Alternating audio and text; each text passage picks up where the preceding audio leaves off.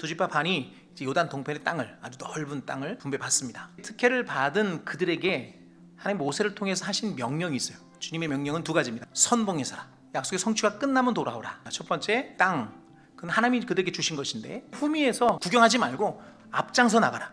먼저 은혜를 받았으니까 희생하더라도 선봉해서라. 그리고 두 번째, 요단 동편에 두 지파 반이 누린 것도 하나님의 성취지만 가나안 땅, 약속의 땅의 성취가 하나님의 약속의 성취니까 그 약속의 성취의 현장에 너희 같이 있어라. 특별한 은혜를 받았을 때 우린 주로 받은 은혜만 기억해요. 그런데 하나님이 내게 주신 것이 있으면 거기에 따른 우리가 감당해야 될 의무가 있어요.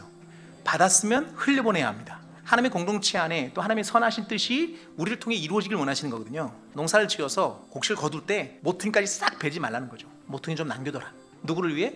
없는 사람들을 위해서. 주신 분을 생각하면 이게 흘려보내기가 자연스러워져요. 특별한 특권을 누렸으면 거기에 해당하는 의무와 감당할 내용들이 있단 말이에요. 재물을 받았으면 재물을 흘려보내야죠. 지위가 높아졌으면 그 높은 지위에서 하나님의 은혜를 흘려보내야죠. 달란트가 많으면 그 달란트를 가지고 자기 영광을 위해 쓰지 말고 하나님 영광을 위해 흘려보내야죠. 왜 줘야 되냐면 흘려보낼 줄 아는 사람에게 하나님 주시는 거예요. 특별한 은혜를 누리길 원하신다면 흘려보는 은혜가 있기를 주님으로 축복합니다.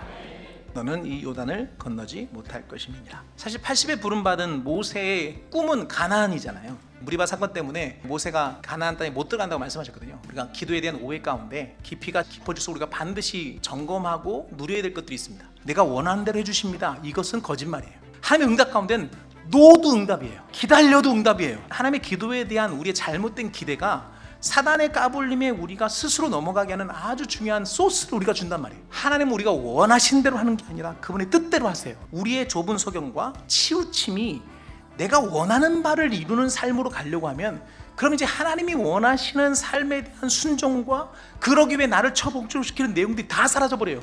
이걸 뭐라고 그러냐? 우상숭배라고 그러는 거예요. 하나님의 뜻이 나를 통해 이루어지는 거예요. 근데 그 뜻이 내 뜻과 하나님의 뜻이 딱 맞으면 그건 그대로 되는 거고, 그게 아닐 때는 아니라고 하신다니까요. 하나님의 응답은 내 은혜가 내가 족하다예요. 안 고쳐주시겠다는 거예요. 하나님 우리 기도에 100% 응답하십니다. 그러나 내 원대로 하시는 게 아니에요. 아버지 뜻대로 하시는 거예요. 내가 순종하는 길을 가는 거죠. 결국은 내가 원하는 바를 이루는 삶이 아니라 그분이 원하시는 바가 내 삶을 통해 이루어지는 삶으로 나아가는 거예요.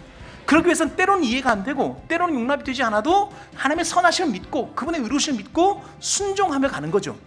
그러면 연약한 우리의 삶을 통해 위대하신 하나님의 뜻이 이루어진 줄 믿습니다.